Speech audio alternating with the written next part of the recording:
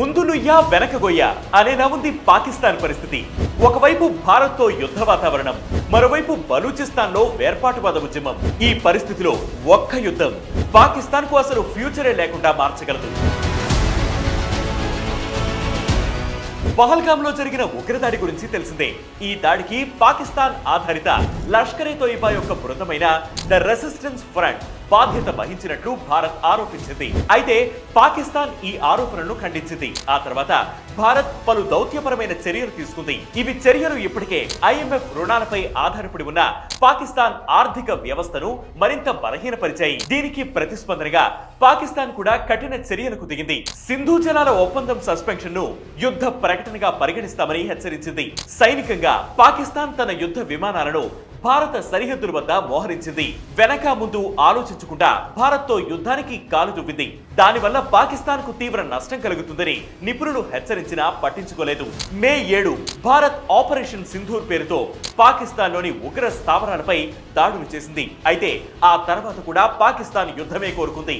Operation Sindoor పై స్పందించిన పాక్ ప్రధాని షహబాజ్ షరీఫ్ తమ దేశంపై జరిగిన దాడులకు ప్రతీకారం తీర్చుకుంటామన్నారు. ధీటుగా సమాధానం ఎలా ఇవ్వాలో తమ దేశానికి, తమ బలగాలకు తెలుసన్నారు. పాక్ సాయుధ దళాలకు దేశం మొత్తం అండగా నిలుస్తుందన్నారు. మనం వెనక్కి తగ్గుతున్నామని భారత్ అనుకుంటుంది, కానీ ఇది ధైర్యవంతుల దేశమని వారు మర్చిపోయారు అని రెచ్చగొట్టే వ్యాఖ్యలు చేశారు. దీంతో ఇరు దేశాల మధ్య ఉద్రిక్తత పెరిగింది.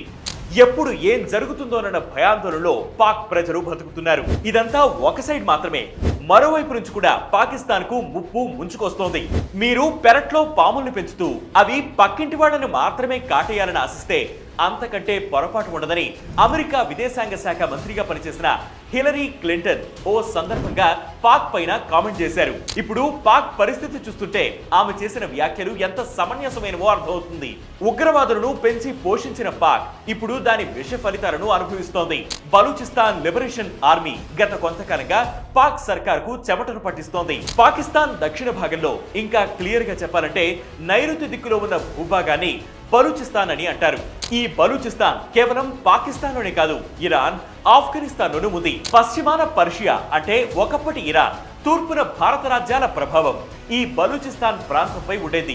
మొఘల్స్ వచ్చే టైంకి బలూచిస్తాన్ లోని పశ్చిమ భాగం పర్షియన్ సామ్రాజ్యం అధీనంలో ఉండగా తూర్పు భాగాన్ని మొఘల్స్ తమ అదుపులోకి తీసుకున్నారు. అయితే పరిపాలనా బాధ్యతలను మొఘల్స్ కాలాత్ ఖాన్స్ కు అప్పగించారు. బ్రిటిషర్లు వచ్చాక కూడా ఈ బలూచిస్తాన్ ఖాన్స్ అధీనంలోనే ఉంది. ఇక భారత్ పాక్ విభజన సమయంలో బలూచిస్తాన్ ను స్వాతంత్ర దేశంగా కాలాత్ రాజు ప్రకటించుకున్నాడు. పాక్ లో కలిసేందుకు బలూచ్ ప్రజలు ఇష్టపడలేదు. కానీ ఆలస్యమైతే ఆ దేశం ఎక్కడ భారత్ లో కలిసిపోతుందోనని కంగారు పడ్డ పాక్ సర్కార్ కాలాత్ రాజ్యం కూలిపోయేలా కుట్ర పన్ని 1948లో బలవంతంగా బలూచిస్తాన్ ను వశం చేసుకుంది. దీంతో బలూచిస్తాన్ లో పాక్ వ్యతిరేక పోరాటం మొదలైంది. తిరుగుబాటుకు ప్రయత్నించిన ప్రతిసారి నిర్దాక్షిణ్యంగా పాక్ వారిని అణిచివేస్తూ వస్తోంది. వాళ్ల హక్కులను హరించింది. దీంతో అక్కడ మిలిటెంట్ల గ్రూప్స్ పుట్టుకొచ్చాయి. 2000లో బలూచిస్తాన్ లిబరేషన్ ఆర్మీ ఏర్పడింది. ఈ మిలిటెంట్ గ్రూప్ లో దాదాపు 6000 మంది సభ్యులు ఉన్నారు. ఈ గ్రూప్ ను ఉగ్రవాద సంస్థగా పాశ్చాత్య దేశాలు గుర్తించాయి. పాక్ లో బలూచ్ ఉద్యమం సన్నగిల్లిందన్న టైంలో గత ఏడాది భీకర దాడులకు పాల్పడి బిఎల్ఏ వార్తల్లో నిలిచింది. సైనికులు, పోలీసులు, అధికారులే లక్ష్యంగా ఆపరేషన్ హీరో ఆఫ్ పేరుతో దాడులు చేసింది.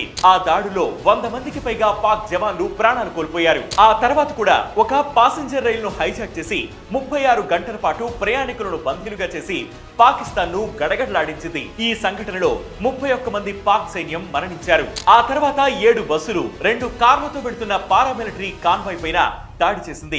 ఇందులో మొత్తం 90 మంది పాకిస్తాన్ సైనికులు మరణించారు. ఇలా గత సంవత్సర కాలంగా బిఎల్ఏ పాక్ పై విరుచుకుపడుతోంది. 2 రోజుల క్రితం కూడా బలూచిస్తాన్ లో జరిగిన ఉగ్రవాద దాడిలో 7 పాకిస్తానీ సైనికులు మరణించారు. బిఎల్ఏకి చెందిన ఉగ్రవాదులే ఈ దాడికి పాల్పడ్డారని పాకిస్తాన్ ఆర్మీ అనుమానిస్తోంది. దీంతో బలూచిస్తాన్ మరికొన్ని రోజుల్లోనే పాక్ నుంచి విడిపోతుందనే వార్తలు వినిపిస్తున్నాయి. ఈ నేపథ్యంలో పాకిస్తాన్ మాజీ ప్రధాని షాహిద్ ఖాఖాన్ అబ్బాసీ సంచలన వ్యాఖ్యలు చేశారు. బలూచిస్తాన్ పాకిస్తాన్ చేజారిపోతోందని అన్నారు. ఇప్పటికే చాలా ప్రాంతాల్లో పాక్ ప్రభుత్వ నియంత్రణ లేదని అన్నారు. మంత్రులు, ఉన్నతాధికారులు సెక్యూరిటీ ఎస్కాట్ లేకుండా బలూచిస్తాన్ ప్రావిన్స్ లో తిరగలేరని అన్నారు. బలూచిస్తాన్ లో కేవలం 1500 మంది మాత్రమే అశాంతికి కారణమవుతున్నారని పాక్ ఆర్మీ చీఫ్ అసీం మున్నీర్ చేసిన వ్యాఖ్యల్ని ఆయన తప్పుపట్టారు. అది ఆయన అభిప్రాయమని, నేను చూసింది చెబుతున్నానని అబ్బాసీ అన్నారు. దీంతో బలూచ్ ప్రావిన్స్ అంతటా భయం, అనిశ్చితి ఉందని, రక్షణ లేకుండా ప్రభుత్వ అధికారులు, నేతలు బయట తిరిగే పరిస్థితి లేదని స్పష్టంగా అర్థమవుతోంది. బలూచిస్తాన్ వ్యూహాత్మకంగా పాకిస్తాన్ కి కీలకం. China Pak economic corridor project లో ఈ ప్రాంతం కీలకం. అత్యంత ఖనిజ సంపద, సహజ వాయువు నిక్షేపాలు ఉన్న బలూచిస్తాన్ ఇప్పుడు పాక్ చేజారిపోయే పరిస్థితిలో ఉంది.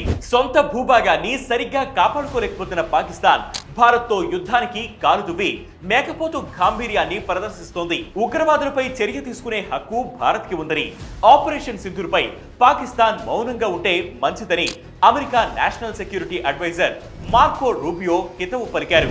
భారత్ యాక్షన్ కి కౌంటర్ గా పాక్ ఎలాంటి చర్య తీసుకోవద్దని, ఇండియాపై యుద్ధానికి ధైర్యం చేయొద్దని సూచించారు. పాక్ జాతీయ భద్రతా సలహాదారుడితో మాట్లాడిన రూబియో కీప్ క్వైట్ అంటూ వార్నింగ్ ఇచ్చారు. అయినా వినని పాక్ తన వినాశనాన్ని కొని తెచ్చుకుంటుంది. మరి ఈ యుద్ధ పరిస్థితులు ఎక్కడికి దారి తీస్తాయో వేచి చూడాలి. ఇది వాటి బిగ్ స్టోరీ. దీనిపై మీ అభిప్రాయాన్ని కామెంట్ సెక్షన్ లో మెన్షన్ చేయండి.